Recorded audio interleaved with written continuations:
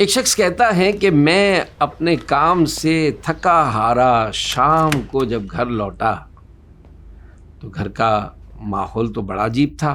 जैसे ही घर में दाखिल हुआ तो देखा कि ससुर साहब जो है वो ड्राइंग रूम में बैठे सिगरेट के कश ले रहे हैं और बहुत गुस्से में दिखाई दे रहे हैं। वो शख्स कहता है कि मैंने आकर जब अपने ससुर साहब को सलाम किया तो उन्होंने मेरे सलाम का जवाब नहीं दिया और बिल्कुल मुंह फेर लिया।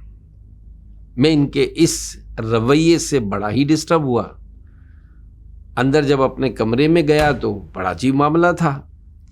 मेरी सास और मेरी जो वाइफ थी वो घर का सामान जो है वो पैक हो रहा था, घर में कपड़े रखे जा रहे थे। तो मैंने अपनी सास के पास जाकर कहा कि अम्मी खैरियत, ये सब क्या हो रहा है? अब जैसे ही मैंने ये कहा तो मेरी सास जो है एकदम से फट पड़ी कि शर्म नहीं आती तुमको? हमारी बेटी को तलाक देकर तुम हम ये पूछ रहे हो कि क्या हो गया? बात नहीं करो मुझसे। मैंने अपने वाइफ से बात की कि किसने तलाक दी, क्या मामला हो गया? अब उसने तो एकदम से अपना चेहरा छुपा लिया और जोर जोर से रोने लगी। बड़ा अजीब मामला हो गया। मैं अपनी सास के पास आया, कह रहा अम्मी जान मुझे बताएं तो सही कि आखिर मामला क्या है। ये बातें हो ही रही थी कि मेरे ससुर साहब भी कमरे में आ गए।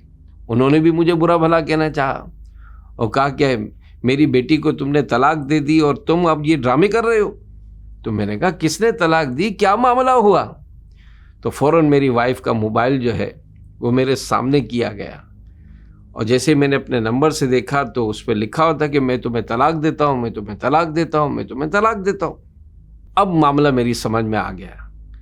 मैंने अपने ससुर से कहा कि अब्बू जान, आज सुबह ऑफिस जाते हुए मोबाइल तो मेरी जेब से निकल गया था, किसी ने मेरे मोबाइल को चोरी कर लिया था।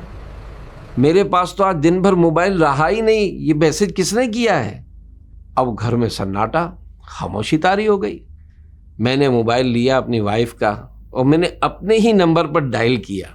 वो चोर जिसने मेरा मोबाइल चोरी किया था उसने फ़ोन उठाया। जैसे ही फ़ोन उठाया तो अब मैं उस पर गुस्से होने लगा कि तुम्हें शर्म नहीं आती? एक तो मेरा मोबाइल चोरी कर लिया और दूसरा मेरे घर पर उल्टे सीधे मैसेज करके तुमने मेरा घर बर्बाद करने की कोशिश की। ये कहकर मैंने उसको बुरा भला कहना शुरू किया।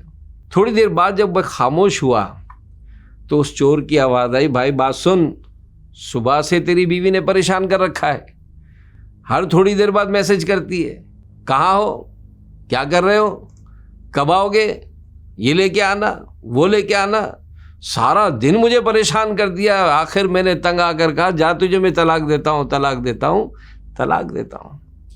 बातें समझने की कि घर को चलाना है तो आपस में यूनिटी पैदा करनी पड़ेगी, आपस में मोहब्बतें करनी पड़ेंगी, वरना ये घर चलते नहीं हैं। घर चलाने के लिए एक दूसरे को अंडरस्टैंड करें, एक दूसरे से मोहब्बत करें, एक दूसरे से अच्छा ताल्लुक़ रखें, एक दूसरे से हुस्न ज़न रखें। लोगों की बातों में आकर, किसी के कहे में आकर अगर हमने किसी के बारे में यूँ सोचना शुरू किया और ख़ासकर हस्बैंड और वाइफ इन दोनों ने एक दूसरे के ख़िलाफ़ अगर बदगुमानियाँ कायम की तो फिर सजे सजाए घर उजड़ जाते हैं। और घर जब उजड़ता है तो ज़ाहिर है जो फैमिली मेम्बर्स होते हैं, ख़ासकर अगर बच्चे हों, उनकी लाइफ बड़ी परेशान हो जाती है। लिहाजा आपस में मोहब्बत रखें, अच्छे ताल्लुक़ रखें, दुनिया और आखिरत में इसकी खूब बरकतें मिलेंगी।